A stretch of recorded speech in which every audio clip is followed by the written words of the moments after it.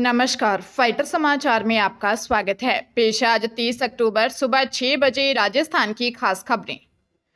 आज देश भर में छोटी दीपावली का त्योहार उत्साह के साथ मनाया जाएगा। दीपावली पर्व से एक दिन पहले यानी आज 30 अक्टूबर को पूरे देश में छोटी दीपावली, जिसको नरक चतुर्दशी का नाम भी दिया गया है, इसे रूप चौदस और रूप चतुर्दशी के नाम से भी जाना जाता है।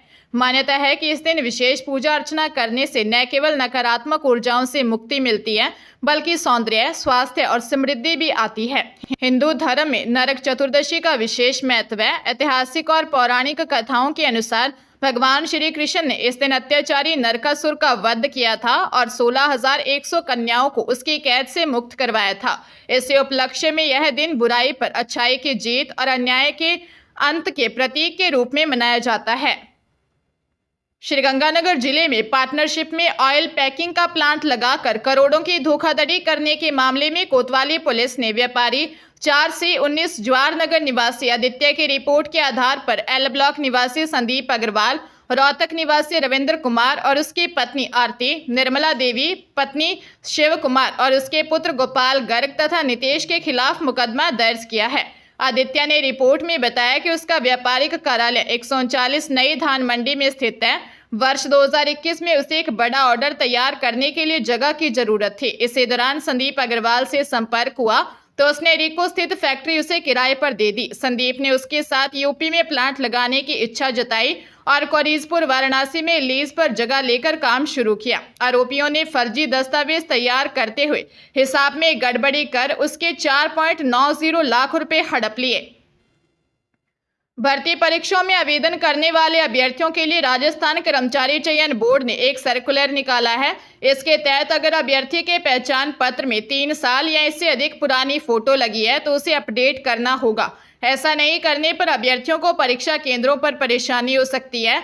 RSSB के अध्यक्ष आलोक राज ने बताया कि कई बार अभ्यर्थी भर्ती परीक्षाओं में आवेदन करते हैं तो उनके पहचान पत्र में पुरानी फोटो होती है। ऐसे में परीक्षा केंद्रों पर पहचान पत्रों के फोटो से अभ्यर्थियों का चेहरा मिलान नहीं हो पाता। ऐसे में उन अभ्यर्थियों को परेशानी होती है। अध्यक्ष ने बताया कि आगे की सभी भर्तियों में अभ्यर्थियों की हाल ही की फोटो अपडेट करनी होगी। बाड़मेर के बालोतरा में जोधपुर बाड़मेर नेशनल हाईवे 115 पर खड़ी प्राइवेट बस में पीछे से आई मिनी बस घुस गई। हादसे में मिनी बस में बैठे 3 लोगों की मौत हो गई, जबकि 8 लोग घायल हुए हैं। हादसा कुड़ी गांव के पास हुआ। पचपदरा थाना अधिकारी अमरा राम ने बताया कि घायलों को नाटा हॉस्पिटल में भर्ती करवाया गया है। पुलिस ने बताया कि हाईवे पर एक प्राइवेट बस सड़क किनारे खड़ी थी, तभी पीछे से आई मिनी बस ने टक्कर मार दी।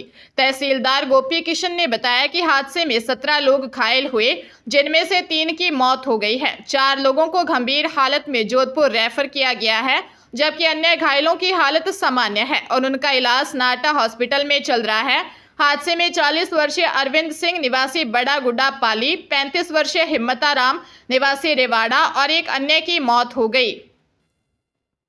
अजमेर जिले के गगवाना गेगल इंडस्ट्रियल एरिया स्थित जय झूलेलाल बर्फ फैक्ट्री में गत 5 अक्टूबर को मृत मिले मजदूर 24 वर्षीय लव कुश की हत्या की गुत्थी गेगल थाना पुलिस ने सुलझा ली है।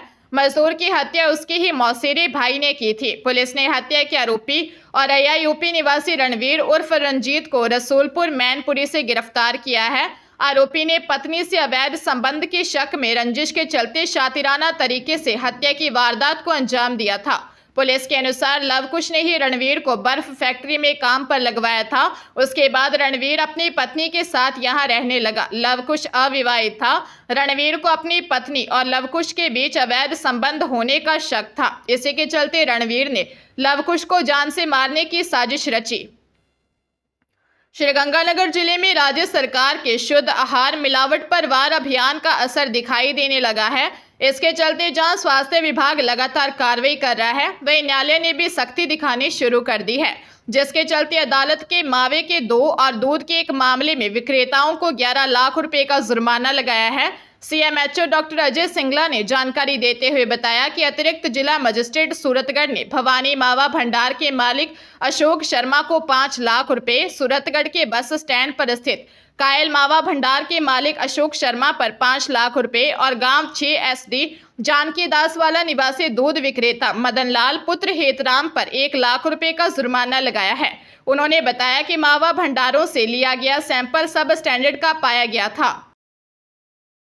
पंजाब के लुधियाना कोर्ट ने करप्शन और जालसाजी के 72 साल के दोषी को 4 साल की कैद की सजा सुनाई। अमरिंदर सिंह शेरगिल की अदालत ने दोषी पर 57,000 रुपये का जुर्माना लगाया है। सरकारी पक्ष के अनुसार 6 अगस्त 2022 को थाना सदर के एसएचओ को गुप्त सूचना मिली कि भूपिंदर सिंह निवासी ओमेक्स फ्लैट्स पखोवाल रोड स्वयं को हेल्थ डिपार्टमेंट दिल्ली से बतौर डायरेक्टर पद से रिटायर बताता है। आरोप था कि भूपिंदर सिंह लोगों को अपनी जान पहचान केंद्र में होने और उनका काम करवाने का झांसा देकर रुपए ठग लेता था। पुलिस ने पर्चा दर्ज कर गिरफ्तार कर लिया।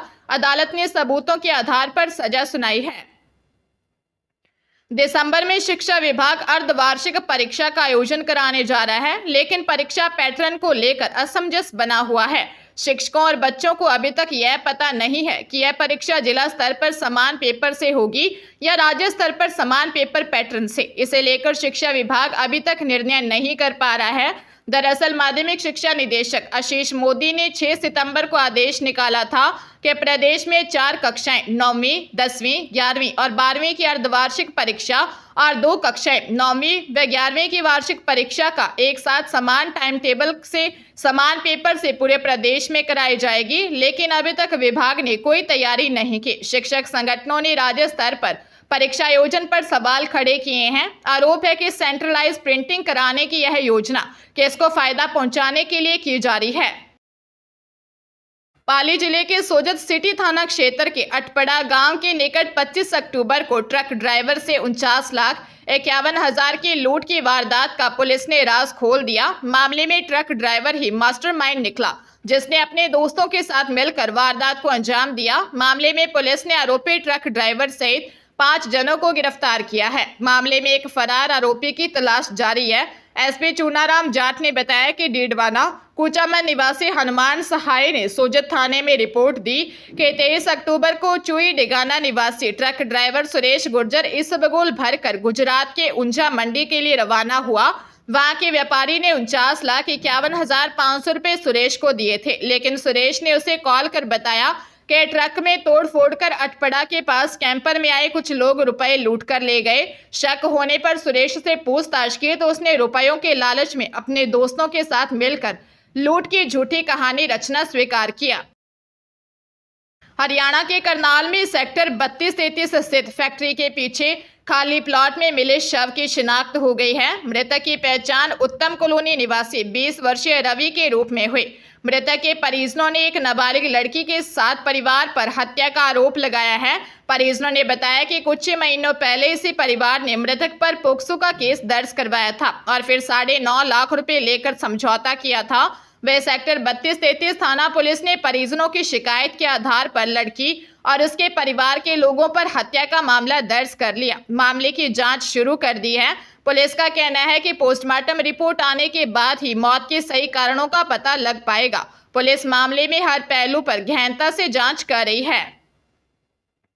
बीकानेर जिले में जयपुर रोड पर झुग्गी झोंपड़ी में रहने वाली युवती से दुष्कर्म का मामला सामने आया है। आरोपी फरार है, जिसकी तलाश जारी है। जयपुर रोड पर झुग्गी झोंपड़ियों में 2 दिन पहले एक झोंपड़ी में 19 साल की युवती नहा रही थी और उसके परिजन बाहर गए थे। इस दौरान पड़ोस में रहने वाला सुनील नायक पीछे के रास्ते में झोंपड़ी में घुस गया। युवती का मुंह दबाकर उसके साथ दुष्कर्म किया। इस दौरान शोर सुनकर पड़ोस के लोग मौके पर पहुंचे तो आरोपी युवक वहां से भाग गया। युवती के पिता की ओर से व्यास कॉलोनी थाना पुलिस को रिपोर्ट दी गई है। वारदात के बाद आरोपी फरार हो गया। पुलिस ने मामला दर्ज कर आरोपी की तलाश शुरू कर दी है।